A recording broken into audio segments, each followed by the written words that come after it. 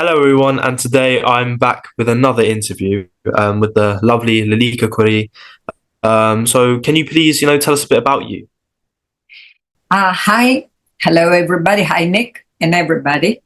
My name is Lilika, and you will talk to me like this. I'm a teacher educator.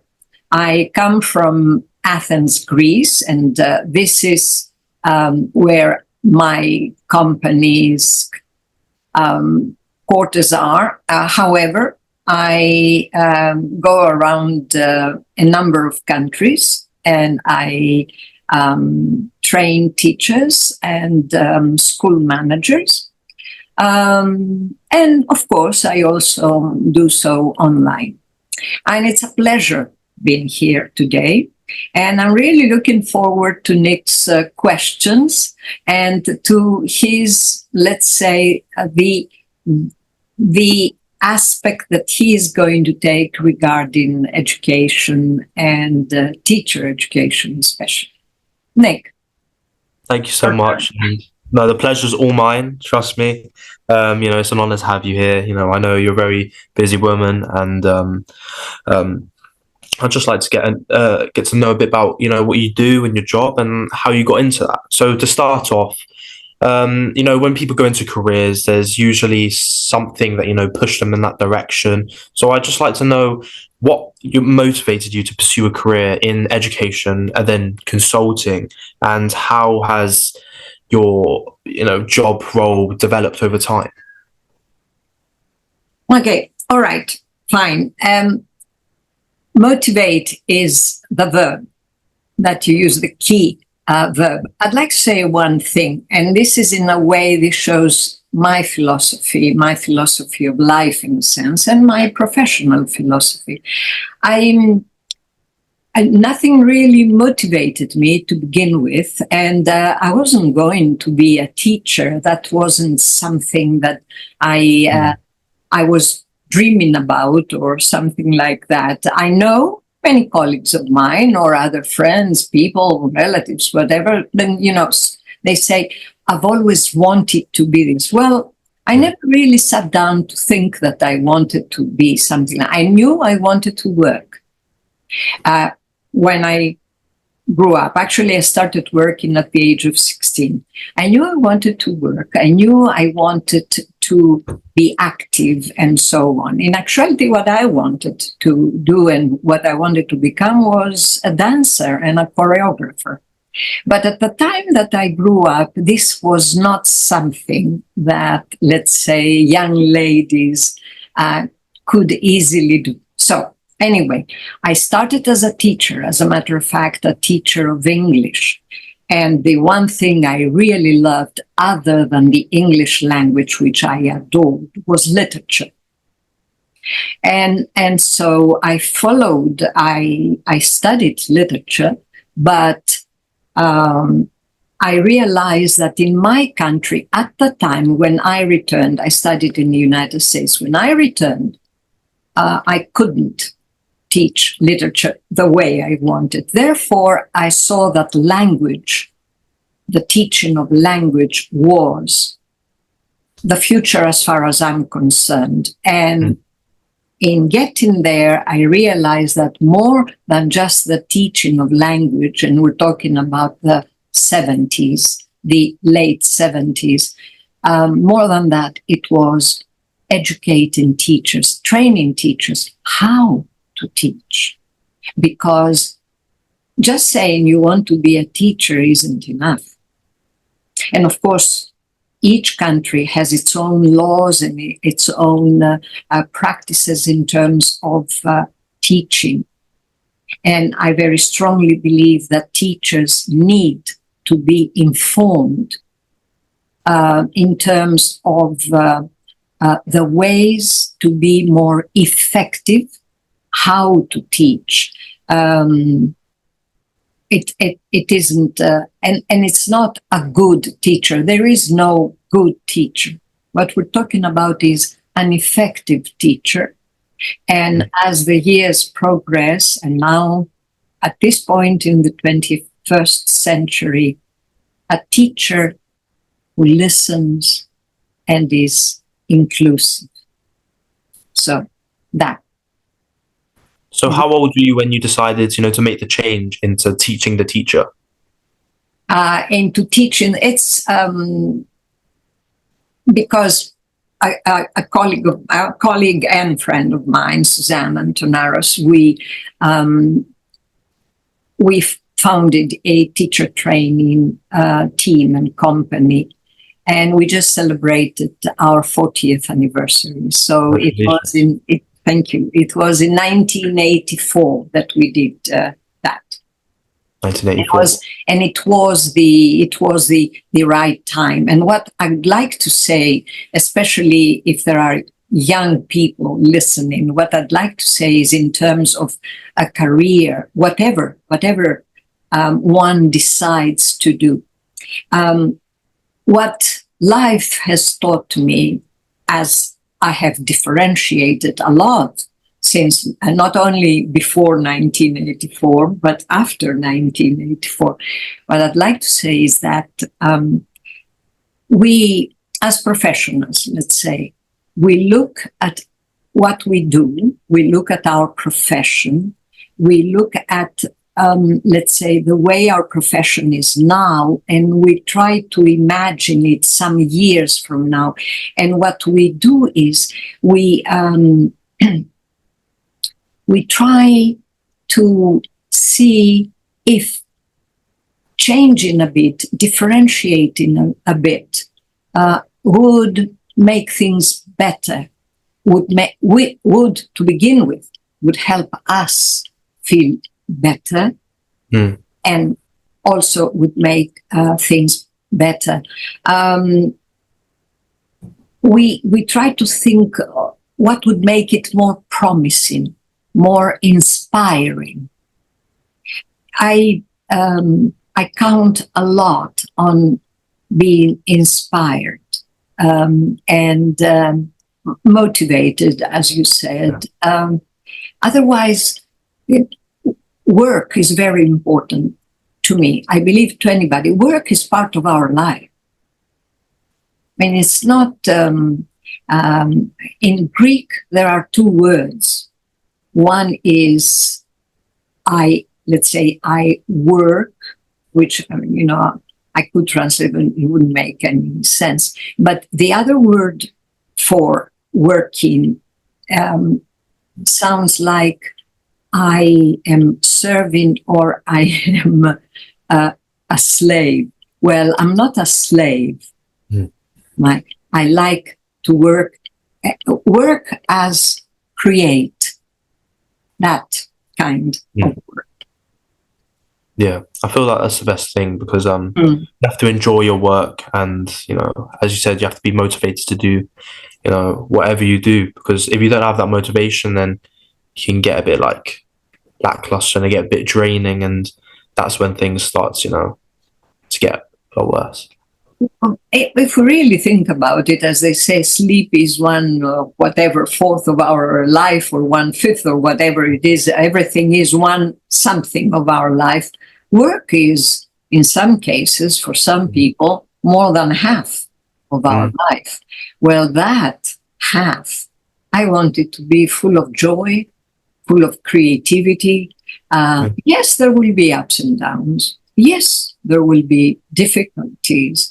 But I want to enjoy what I'm doing. Yeah.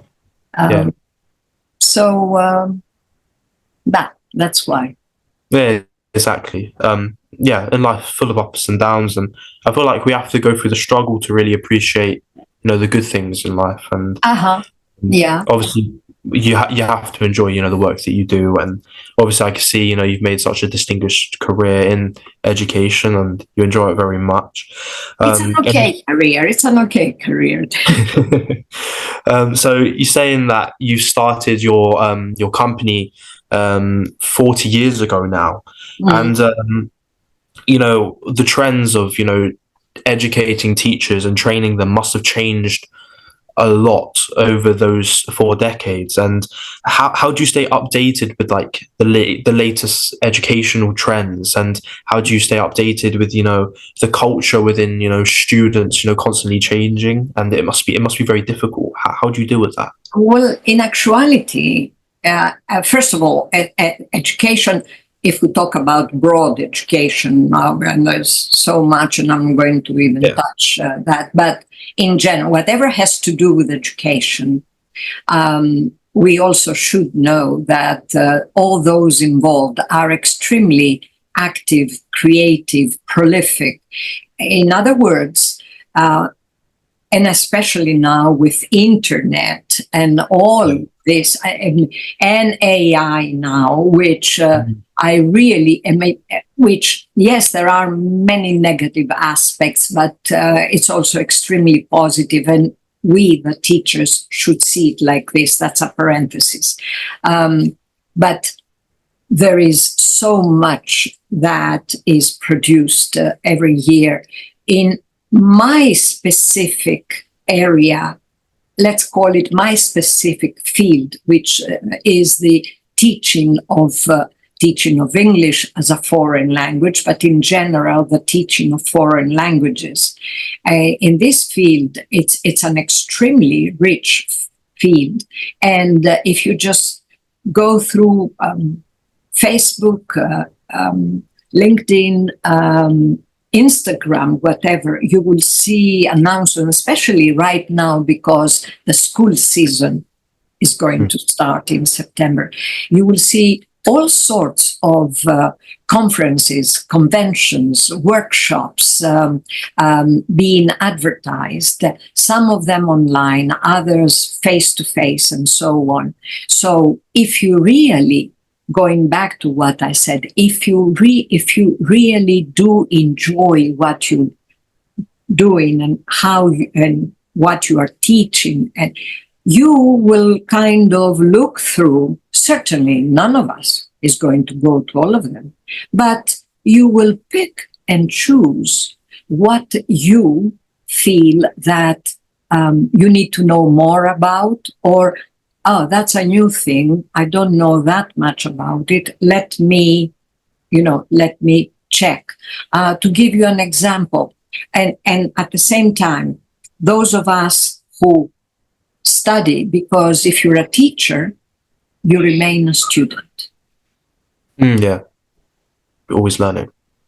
I have remained a student all my life. So I attend seminars other people offer. I attend conferences for sure. I read a lot. I check the internet. Of course, I receive a number of newsletters, academic newsletters. I will pick and choose. I'm not going to read everything. There's no way one can read everything, but I will read what again interests me, I don't know, challenges me, and so on, or what I see and it is beautifully written, and so it becomes even more pleasant. So there are conferences, there are workshops, there's all this research that you can do. And many, there are videos. I mean, if you just go to YouTube and click, you will find them there. And then also you find there are feeder, the way we call them. One of my mentors and major teacher educators, Mario Rinvolucri, used to call them the feeder fields. In other words, psychology, music, literature, feeder feeds to teaching languages, literature, painting, everything. And we need to be aware of all this, psychology especially, and because all this, I would say the 15 recent years especially, there has been a great deal of work on learning differences, ADHD and dyslexia, and we need to be informed. We don't become psychologists, but you can't imagine how much psychology. We need to be aware. We need to be informed. So this is how we we keep up with the developments and all the changes and so on. Right now, if you want to know, right now, the big thing other than AI, and by the way, let's say my first presentation coming up is AI, our friendly enemy. And I'm discussing with teachers how we can use it to support our learners. In this particular case, especially in the writing skill, which is very important. So right now it's AI, all the neuro-language, neuroscience teachings and influences. These are the main ones. And of course, everything that will bring about inclusion. Inclusion is the word right now. Yeah. And you're mentioning, a lot of changes are happening in the world, especially most recently AI. But obviously, technology. Well, through the amount of time that you've been doing this has been a lot of changes within technology. So, when would you say technology became more prevalent in the way that you train teachers? Like, when would you say that change happened? The pandemic. And my long life, as you understand, has taught me that there's a silver lining in everything. Yeah. In everything. It's become one of the mottos of my life, my personal life, my professional life, the overall, let's say, like during the pandemic, overnight. I don't know how, at what point of your studies and what you were doing then, but I will very, very clearly and distinctly remember we had just, I am one of the founders and active members of the TESOL Greece Association, which is Teachers of English to Speakers of Other Languages. It is a non-profit volunteer association, and it is a very small, if you compare it to TESOL International and all that. It's a small association, but we're very active and we love it. And we had just finished the second day of our convention, of our annual convention on March 9th, 2020. And in 2 days, our country, which was one of the first, that was the first of Greece, our country declared a school lockdown, March 11th, and on March 16th, a country lockdown. And so all of us, I remember I had just been re-elected chair of the board for a year. And as I was leaving a beautiful private college, which was the venue of the convention, and it was dark and everything, and suddenly I saw men in white uniforms completely. They were the company that came to disinfect the areas we were in, as the administration of the venue of that college felt things had started kind of, snowballing, and they informed us earlier. And so I was the last one, and it was almost, like a Spielberg movie. I'm coming out, with this, we had just finished with a beautiful theatrical show, and I'm coming out thinking of Shakespeare and all that. And I see, like, from Mars, all white and everything, walking toward me. And I think, what's happening here? And then, of course, the person in charge says, excuse me, this floor, second floor. And I said, what are you doing? He says, we're disinfecting. I said, uh-huh. And so the thing started. So overnight, we teachers found ourselves, so now what? School's closed. We are at home. The students are at home. What do we do? And that's when technology became very important. It was. You can't imagine how many interesting presentations we had the 2 days before, but they were there, like salt and pepper, how you can spice your lessons, how you can do this, that, nice. And then, now we need technology. Yeah.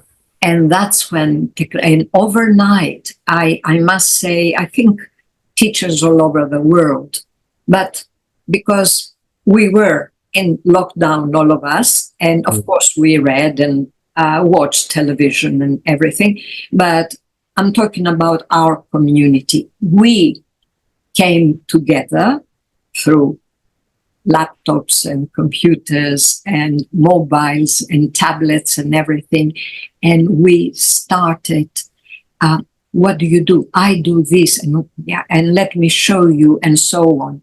And that's when Facebook really became wonderful and very useful, as we would post strategies, techniques, everything for everybody else to share.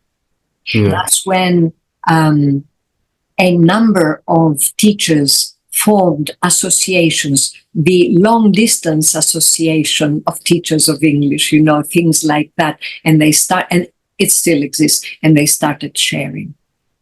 Yeah.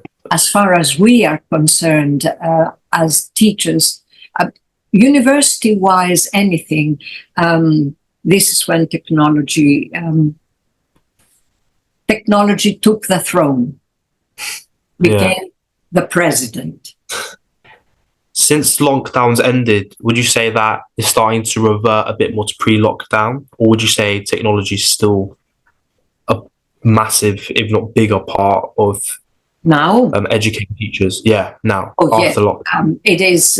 Yes, to begin with, as human beings, and of course, and I think you know a lot, you yourself, but let's say as human beings, and then it has to do with your nationality and the character and the national characteristics. Now, Greeks are the people who like to hug and touch and this and that. I am a teacher who touches, appropriately, who touches, hugs, things like that, and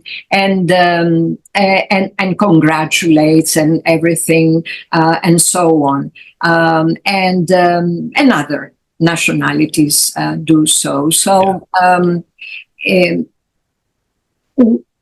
when the lockdowns kind of became, when they eased and things became easier, and wearing a mask, but you can go into the classroom and you can have face-to-face, everybody rushed and wanted face-to-face, with very few exceptions. But technology remained and stayed to begin with. As far as university studies are concerned, and I did a kind of, let's say, a small-scale research last year, because I was doing a talk with the Honduras Association of Teachers of English, but online. And last year, everything was online. This year, I've been informed, it's in late October, it's going to be hybrid, half and half. Oh, yeah. Okay. And so last year when I was going to do this talk, actually there was a panel discussion. I did some research. You find online more with university students and university classes and so on, with the exception of labs and all that. But in our case, with languages, you find face-to-face more. Hybrid comes in if there's if somebody is sick and all that. Usually, online is used and it will be used because right now you and I can have this interview, which we probably wouldn't be able to have had if it had to be on face-to-face, or it would have taken place with some difficulties and some expenses and so on. But we can do it. I can have a work discussion with two colleagues in Saudi Arabia and Dubai. And we can plan the whole thing, the program, the schedule, everything, and it's miles away that all three of us are. And in many other ways, technology, the silver lining that I said earlier is in the fact that technology was kind of pushing to come in, and many of us wouldn't let it, but only as a little tweak, as a little thing. Yeah. And then technology just came in, barged in. And now we have found our balance in a way. Yeah. I don't know what's going to happen in the future. I believe the human element and the human presence and the human aura and touch will always stay. Yeah. After all, teaching isn't only just what you teach. It's what you show as a human being, as a teacher. It's your image. It's the ways you move, the ways you touch, the ways you smile. Same on the part of the students. These are important elements in developing and in life. I have seen, I've been teaching for 50 years.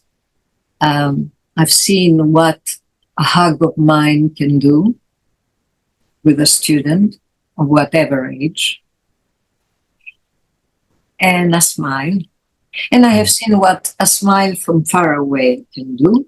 Not as much as the hug and the whispering, I trust you. You can do it. It's something that is invaluable. Yeah. And, when I'm thinking about, the work that you do with training teachers, it must be, incredibly difficult because every student has a different way of learning. Some kids might have loved lockdown, like being nice behind a screen like this, finding it easier, to listen, take notes. But then some people, there's so many distractions in your house. It must be so difficult. And as you said, they appreciate, that physical interaction with their teacher face to face, and they couldn't wait for lockdown to end. So, I can only imagine, how difficult it is, if you're like a visual learner, or if you are more like you like to be taught, or you just want to get on with your own thing. So it must be difficult to handle with so much variety. It's challenging. Let's put it this way. It is challenging, and the one I'll tell you. The one very important thing, as well as difficult thing, that teachers need to be able to control is ego.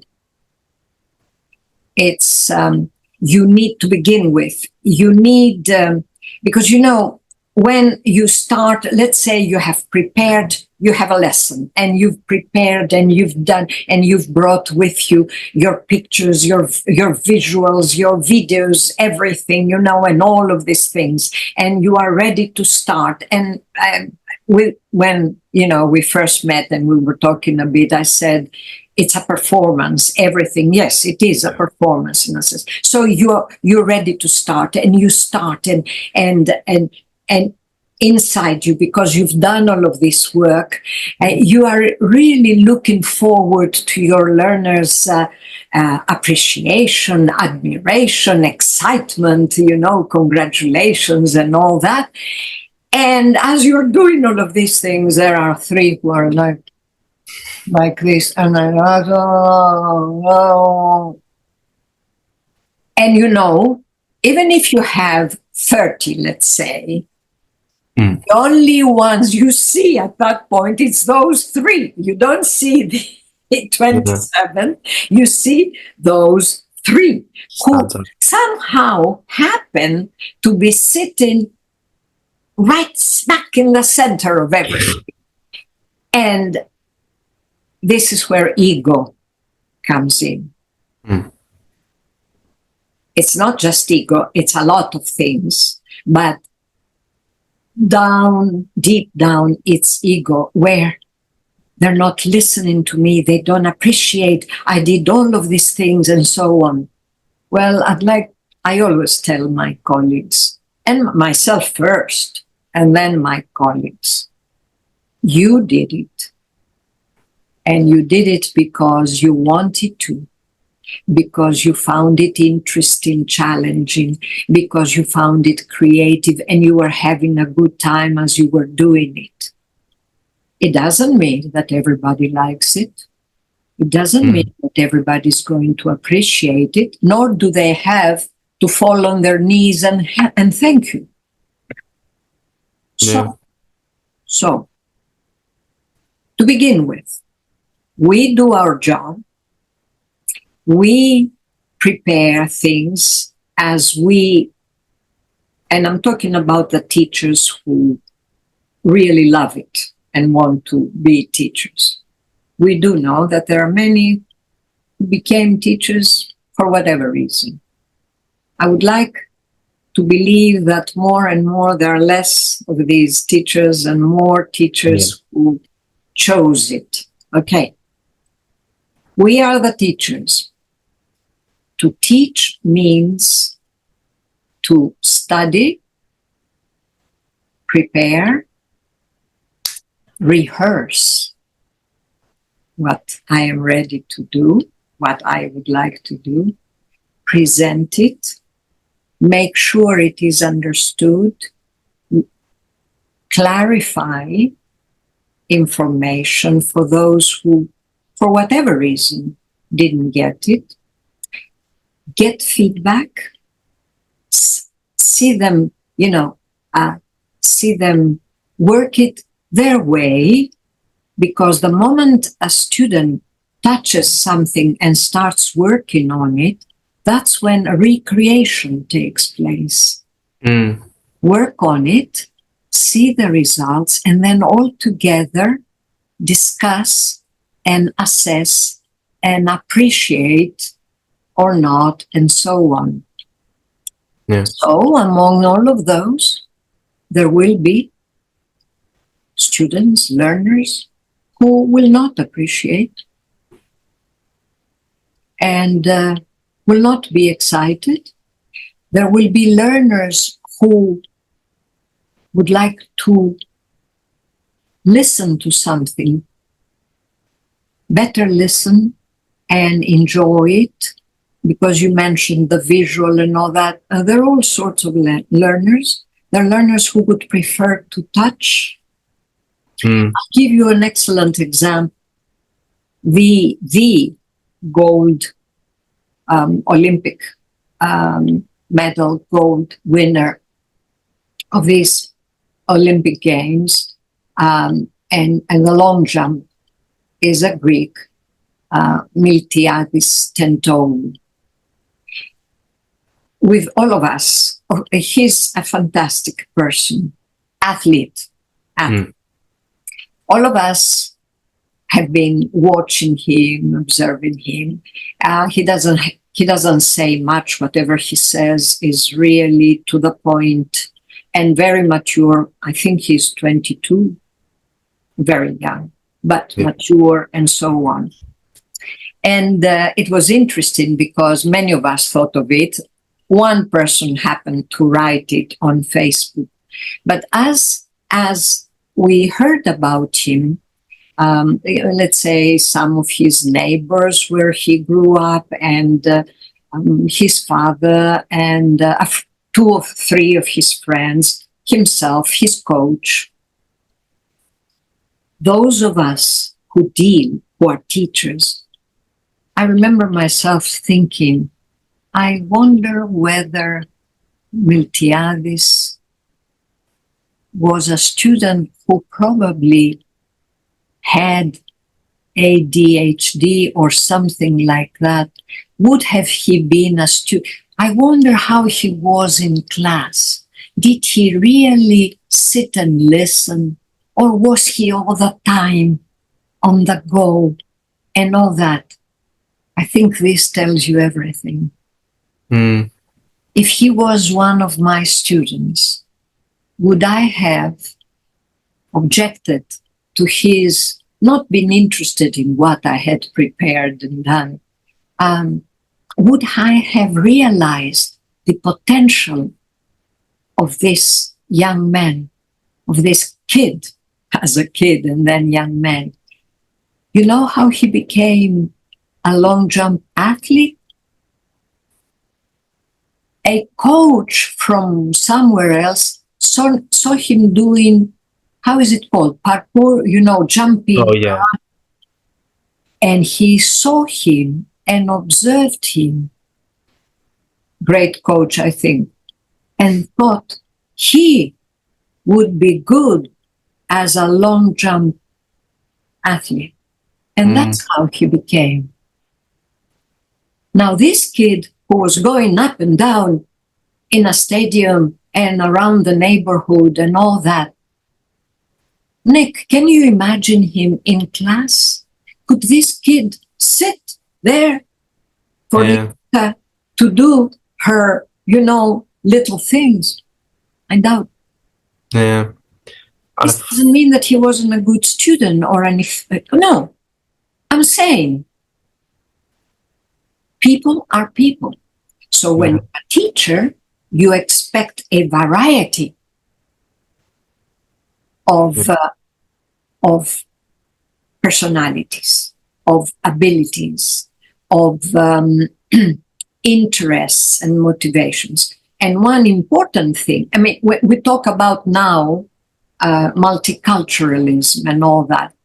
There was a time, each country at a different time, there was a time that our classrooms were filled here in Greece, specifically white Greek Orthodox students, Greeks, period.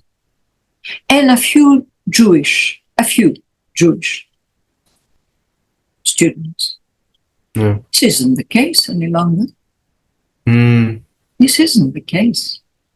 You will see Pakistani, Indian, Albanian, Bulgarian, Russian, Chinese, everything.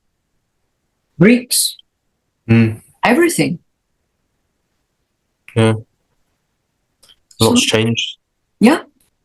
Yeah. And the world's developing. And I feel like, you even touched on something really important, that each teacher is different in their personality and their way of, styling students. And all teachers are trying to get the best out of their student.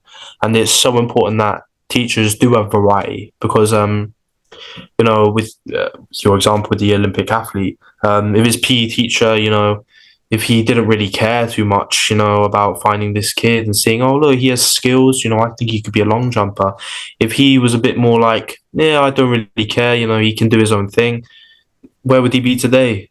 Would he have won the gold medal? And I feel like it's important that teachers are there to really notice, not force your subject onto a kid, whether it's English, history, maths. You have to really, um, suit your style of learning onto a kid and help them, you know, be who they want to be and who they should be. And if someone's passion is sports, or if someone's passion is English language, your job as a teacher should be to not try and sway them to your side, sway them to something that they may not enjoy or not have a passion in, but to promote their passions and to get the best out of who they are and see if they can have their maximum effort on the world. That's true. And as a teacher, though, because anybody listening to us might say, well, yeah, but if, let's say, this kid, although the kid hadn't expressed yet that the only thing he wanted to do was sports, but let's say if a kid says that the only thing they want to do is sports, how will they advance in life in general? You can't just you can't just do that. True. And we're not saying this. What you are saying, I believe, and what I would fully agree to, is that as a teacher, and I'm talking now, and what I do say to teachers, as a teacher, I will do my best to cover my lesson, to do everything that I need to do, so my learners will be able to learn what I'm teaching today in the most pleasant and enjoyable way. However, despite this fact, there will be learners who still will not be able to focus, to participate, who are not interested in doing so. What do you do? What you do is then, and nothing happens like instant tea or coffee. Everything demands effort. Yeah. Effort is part of a teacher's qualities. Persistence, perseverance, patience. We are the profession of capital P. Patience, persistence, perseverance, and a lot of perspiration. Yeah. In the whole thing. So, as a teacher, you will try and see who really hasn't got it. So, you will see, not at that moment, at another moment, face to face, better. Try and see what is it they like, what is it they would prefer. You will try to understand your learner. And you will try to give them what you can and what they are capable, willing, interested in learning. But you will try. And not everybody gets 100%. And to be accordingly. It's like doing a theatrical show. Not everybody can be the hero or the heroine. There will be the main characters, then there will be the supporting characters, then there will be those who will do the sets, those who will do the costumes, those who will do the invitations, the program, the ushers, but everybody participates. That's the theater of life. Yeah, exactly. And we've touched upon, the principles that you try to promote in, training teachers and what you believe is best to get out of a child and to promote, not only a wide range of things, for everybody to learn, because everybody needs a foundation of education. I think education is the most important thing.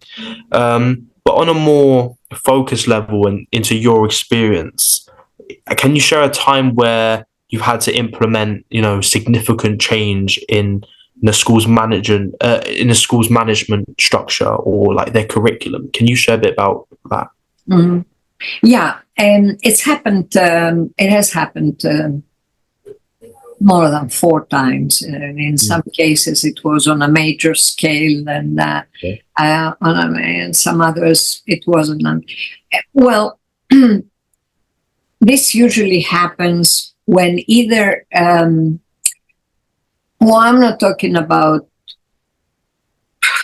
I can hear some colleagues.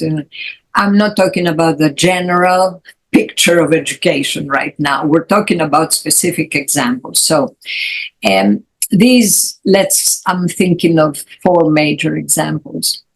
In just about all of those cases, this happened because something, let's say, very tragic or drastic or dynamic had taken place. Dynamic in a negative sense had taken place. So there I was either called upon or I found myself in 2 cases. I found myself, the other 2 I was called upon. By then I was known enough that I am this kind of parachuter who goes in and takes care of things.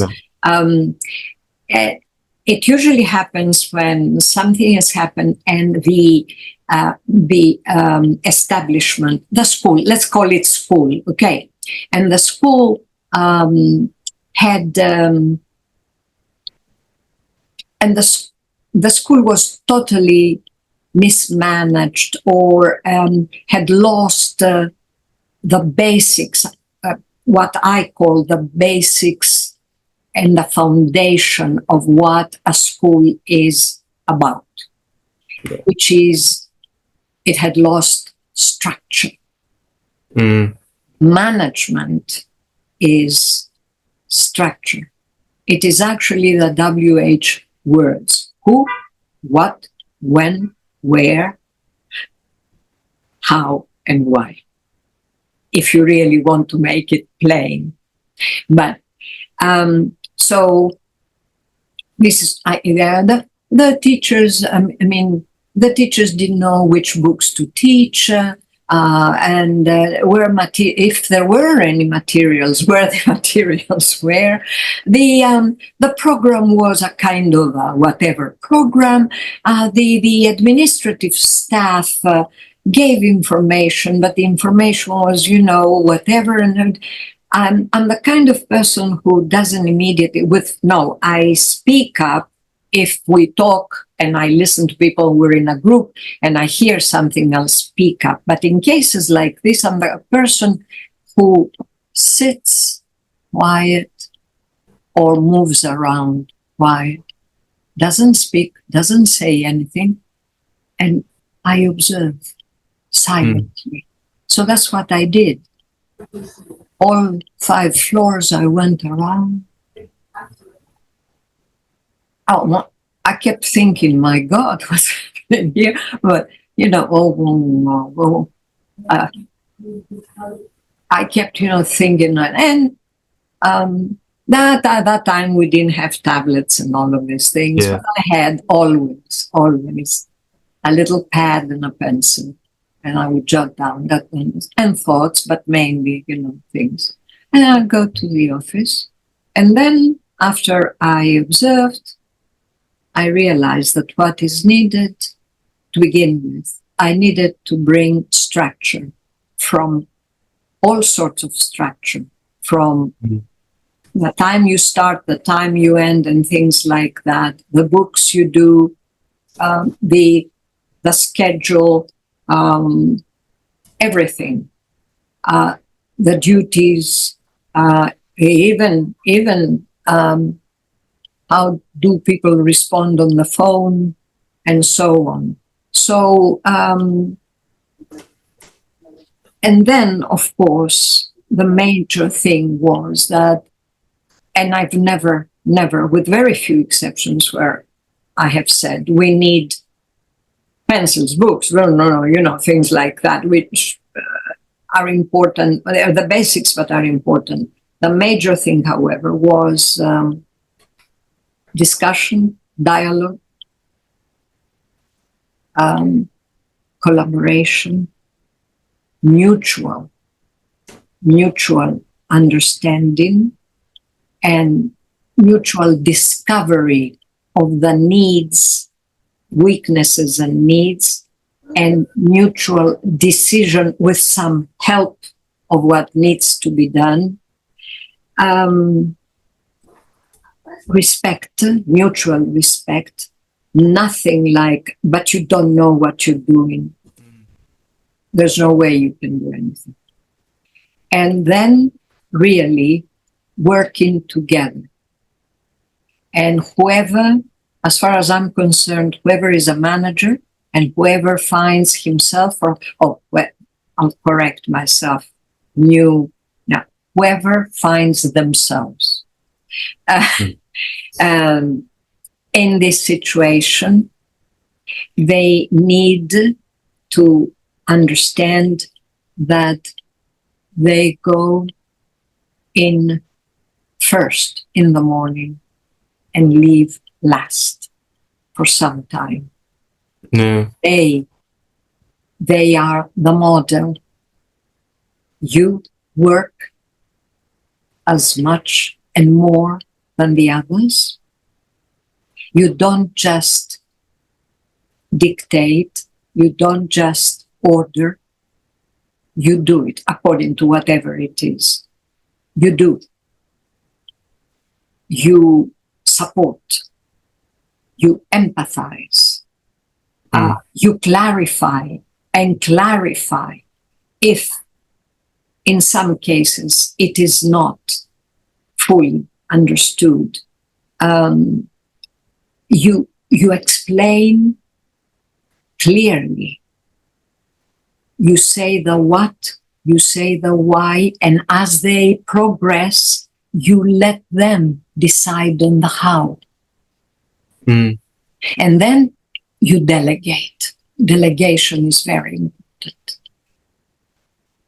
Then at the beginning, you are all together, so everybody will feel that you're not higher and above them, and you're there to tell them, I don't care, even if we go to 2030 or 2060 or whatever, I will never agree that, but you are the manager, I'm the manager, yes, but for some time I'll be one of them.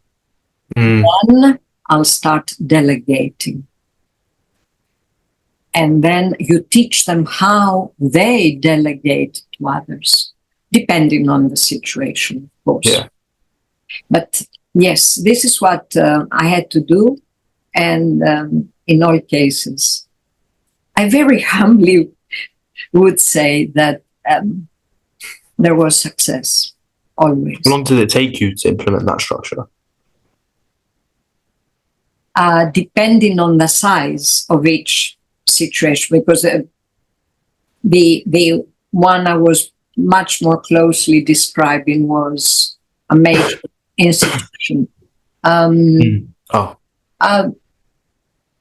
To put the foundation and the basics, 2 months.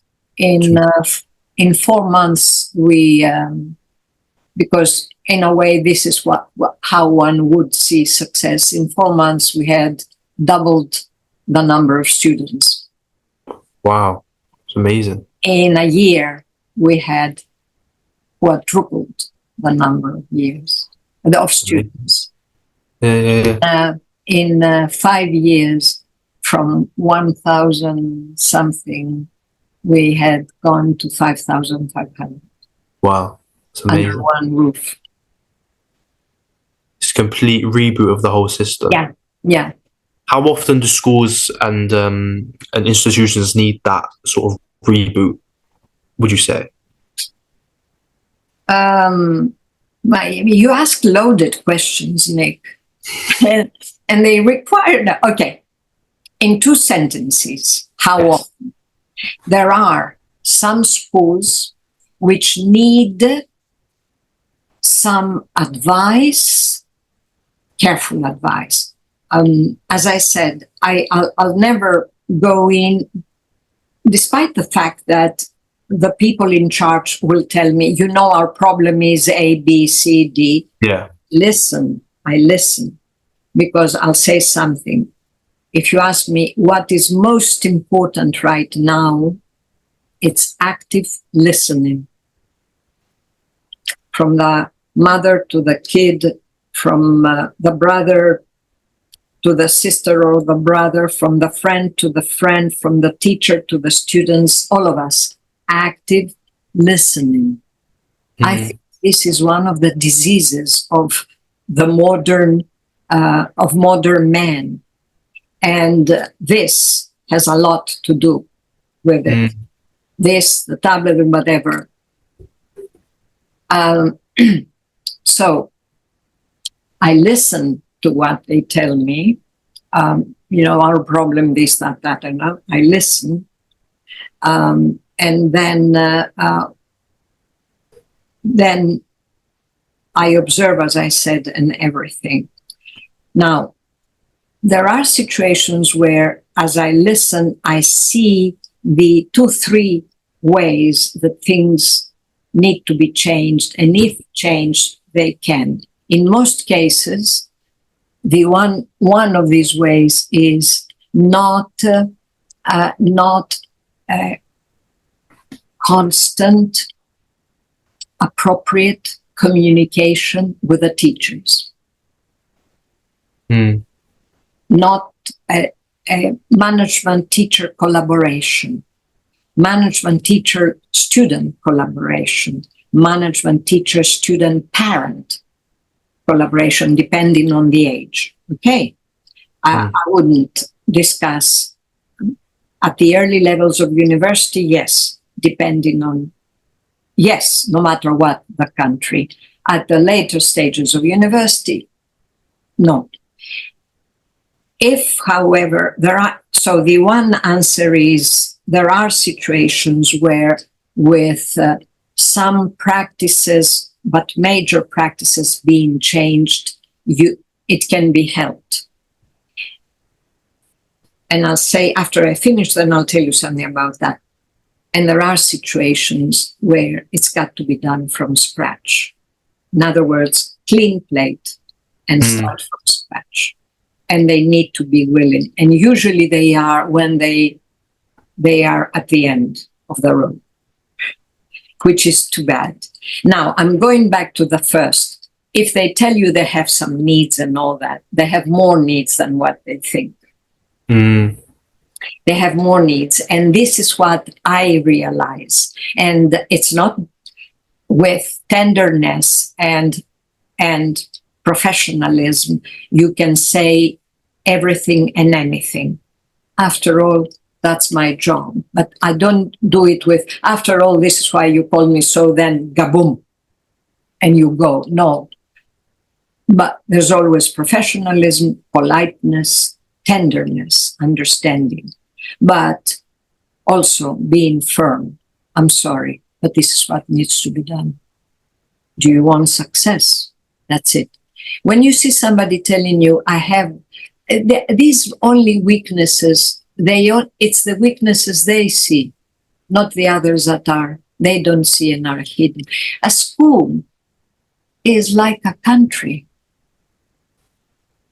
I mean, this is what I would like my colleagues to understand.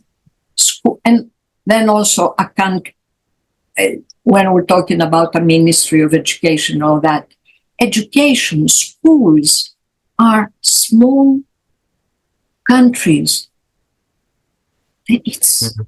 And now especially that that people move from one country to the other with all of their personal problems, their professional problems, their religious problems, their ethnic problems. This world has been changing.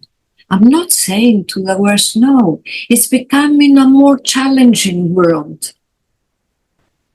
I mean, I would like to live in, let's say, I want to live in that world of 50 years from now.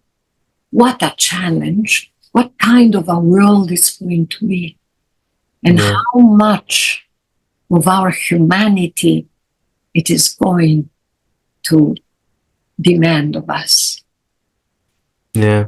I think. Exactly. There's going to be so much development. Yes. We've seen so much already in the past 10 years, Yeah. and imagine how much there will be in the next 10 years. So, Yeah. it's exciting times. Yeah, a lot is changing. And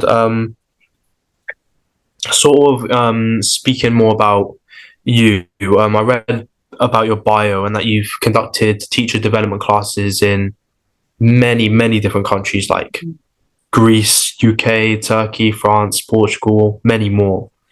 How would you approach consulting these teachers within, different cultural backgrounds in different countries, or would you say it's sort of the similar lines that you say to each? To begin with, our one connection is the English language, Yeah. because we all speak English, and the language, each language carries its own culture. So when we communicate in English, I carry the English culture, but I remain Lilika, who was born in Greece, who is a Greek and has also her Greek upbringing, personality, characteristics, and all that. And they are the Romanian, Bulgarian, Portuguese, Saudi Arabians, Egyptians, or whatever. On my part, I need and I am respectful of their nationality, of their customs, of their language, of everything. Yeah.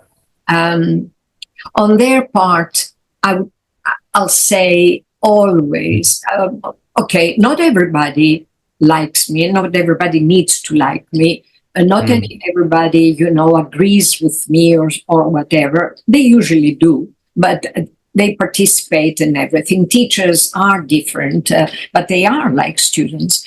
But they all, at least I would like to say, and I really do thank them all these years, they all show their respect, as I do. We are professionals. They are teachers, I'm a teacher. And so it's a mutual respect. And of course, according to the nationality, some are much more hospitable, some are much more, open arms, and also touch. I never stop, even in Saudi Arabia, not at the beginning, but eventually and gradually, I would just touch the shoulder, or something. Yeah. They like it. By the end of the term, we hugged each other and we kissed goodbye. So, and I'm talking not women only, men. Yeah. This is the thing with Saudi Arabia. I love it. I love all the countries, and I've had tremendous experiences there. So we're professionals, Nick, and I think the other important characteristic, ingredient, if you wish, is to be a professional, to remain a professional throughout your life when you work. And you see, this thing rubs off on your personal life. And in many ways, we remain professional, quotation marks, in our personal lives. What do I mean? I send you an email asking you to do something. You respond, or telling you something as a friend, I'm coming over and will I see you? But you won't be there. You respond and you say, I will not, and so on. That's what people do. That's what we need to do. Well, some people haven't learned to do this yet. In all countries. We will learn. That's why I say professional in our personal lives as well. It's what in my day, I love, everybody loves when I say this. When I was growing up, these were called manners, good Yeah. manners. And I still believe, I liked it always, in the written invitation and the written thank you, which we, those of us who teach languages, we are bringing back, and we teach our learners a lot. I've never stopped teaching it, because this is manners. It's not just for the writing, Yeah. teaching them how to write in English, but it's manners. And I want them to learn this as well, because we, at least those of us who teach language, you know, we don't teach language. We teach skills. We teach learning skills, life skills. We teach living skills. Mm. And we use language as the tool to do so. Yeah. This is why I like what I'm doing. How do you handle morale within the people that you're training, and how do you maintain those high educational standards and during like times of social unrest, obviously more lockdown and COVID? How do you deal with the morale of the teachers? Because we're talking about kids and how they may not want to learn. During pandemic or now, or on a regular face-to-face On a situation? regular, yeah. How do we deal with the morale? Well, to begin with, when you go to school and then you go to the classroom, your life goes out away. You're the teacher. And your children, quotation marks, no quotation marks, are those kids, those people there. Yeah. They are your focus. Whatever personal problems you have, if you're younger or whatever, and older, you're divorcing, or your sweetheart has left you, that's outside. Mm. And as far as I'm concerned, it's not only the students' mobiles that you take and put in a basket or box or whatever, you put your mobile as well. Mm. As a manager of a school and a program, and I've been many times, there was no way teachers would have their mobiles. Mm. No way. You don't check your mobile while you're teaching. That teacher would never, as far as I'm concerned, out. Especially after I had said, there's no way you're going to have, and also I believe during any kind of work, the mobile cannot be there.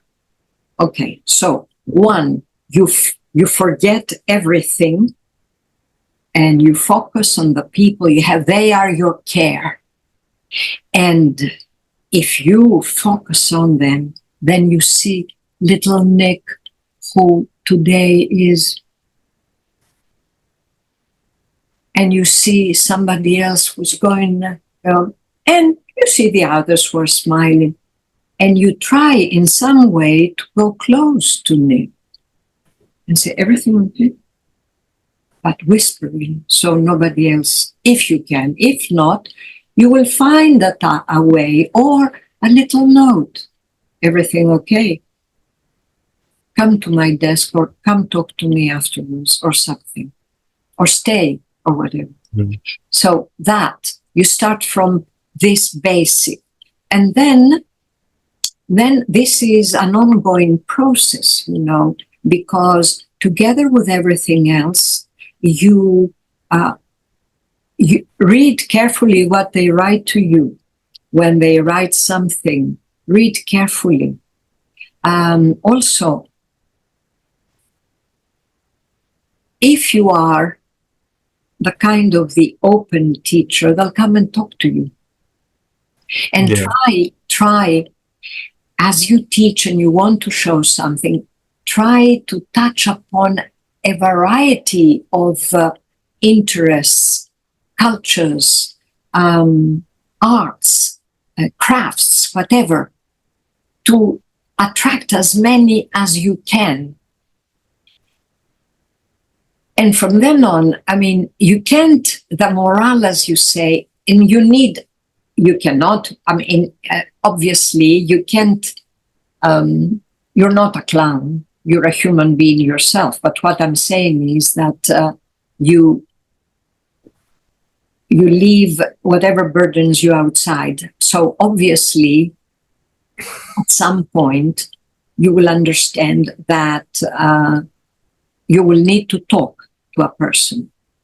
But you keep the morale by you being an interesting, pleasant, enjoyable human being, but a human being. In other words, somebody who smiles, somebody who will show sadness, a bit, not anger, a bit of firmness and stop, and all that. Respect. Yeah. And boundaries, those silk thread boundaries.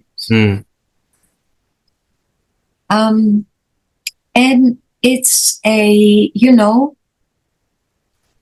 see, watch, and do accordingly. In other words, and that's what many teachers are saying, yes, we do give more than our life to it, but willingly, because this is our profession. Yeah. Because we chose it. And it's not, I mean, okay, some people can say it. I'm not going to tell people not to. It's not that I love children and all that. Love is a very important word, verb, noun, whatever. There are very few people I love. Personally, there are very few people I love. When I say love, I give myself to them completely. But yes, I like people and I want them to be happy. Yeah. I can't believe anybody can love all of their students. They don't. I mean, come on. Excuse me, we don't love everybody. If we use the verb love lightly, yes, I love everybody. I love you, I love the neighbor, I love... No, Yeah. I don't love. Love is a very important word. We have somehow, love is important. So be careful how you use it. But I enjoy, I like, I want to work with them. I am willing to share half and more of my life with them. Yes, that's what I've done. Yeah. It's so important to have, as a teacher, a bond with your students, and just to feel like, you're there for them, to help them, not only with education and school, but, in life as well, to make sure they're on the right track mentally and physically. And, teachers, they hold so much more power than just educating someone. Yes, because I've always, thank you, because you've put it the best way. Because as I said, we actually, a teacher of maths doesn't just teach math. She teaches himself who he is, what he believes, and not only what he believes in, but in general, teaches life. All teachers, each one of us, bring in aspects of life. And that's why we need to be careful. That's why we need to be careful in terms of what we are saying. In other words, we are not there to make our students believe as we do. No. We need to be free thinkers. But we are there to to help them develop skills.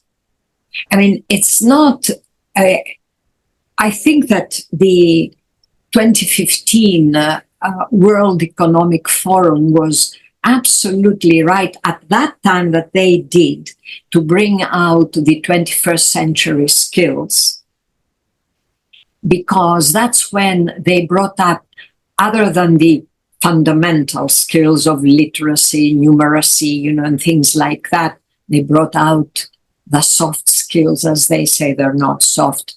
And they brought out adaptability, flexibility, stamina, grit, as they say, curiosity, the curiosity of the inventor. They brought out compassion, the 4 C's, I make them 5: communication, collaboration, creativity, compassion, and critical thinking. This is when they brought them out. And these are the skills we, the teachers, must make sure that our learners develop. That's why I said we teach life skills, we teach learning skills, and we use a tool, the foreign language teachers, we use the language, the foreign language, as a tool to teach them. I do not consider myself as someone who trains teachers into teaching foreign languages only. No, I train them to teach and coach their learners in terms of skills. Yeah. And this is important, because when the learners will go out, it used to be that our world would be the same for 5 years, 10 years, whatever. The world changes. I doubt that the world is going to be the same, let's say, next year. If we were going to talk together next year, this time next year, it won't be the same world, Nick. So I'd like to thank you for your time. You're a very busy woman, I know, but it's been such an interesting conversation with you. So just to end this amazing interview off, in what ways do you believe that your role as a teacher, educator, and a school management consultant, what way do you believe that can contribute to the legacy of educational training concepts, going into the future? You mean my company? Yeah. Well, I think that I've already done it. My partner and I have already done it in a way in these 40 years. I just, let me say, in what way my role, I think the only thing I could say is to try and I am what I am, and I've reached a certain stage, and I know that there will be a few more years, I don't know how many, but to keep up as I am, active, learning, developing, I haven't arrived in a sense. I don't feel I have, as they say, arrived. I hope and I believe that I will continue developing. I will continue bringing, together with Suzanne, new ideas to our programs, to whatever we do. And I would like to believe that we've already we celebrated our 40th anniversary, and many colleagues were very kind to say how much they had learned and we had influenced them and all that. The only thing I'd like to be able to do, I saw some, they've already taken the, they've taken the baton or anything and they're moving on. I would like more and more to carry on. And as new things are coming to the picture, I would like that our teachers, students, trainees to be teaching us with these new things. I would like to learn from them. There's nothing more beautiful than when a teacher is learning from her students, because then I will know I've arrived. That's amazing. In that case, I will have arrived in a sense. And I would like to see more people appreciating teachers. They don't. And especially language teachers. And I would like to remind everybody that without foreign languages, and especially English, they cannot exist, because they have to communicate with the rest of the world. That's my soft skill, let's say, vindictiveness. I'm joking, but I'd like to, no, I would like people to appreciate teachers more. But first and foremost, I want teachers to appreciate themselves. I want them to stand up and to be proud that they are teachers. Yeah. And as you said, they never stop becoming students. And that a teacher is always a student, that is a fact. Yeah. Doesn't change. It'll never change. Yeah. Thank you. I thank you, Nick. I've really enjoyed it. Really enjoyed it. Yeah, and I have as well. I wish you all the best. And I do hope we'll meet. Definitely, yeah, 100%. Yeah, thank you so much for telling me, about your job and what you do and the intricacies behind it. It's been so interesting. Thank you.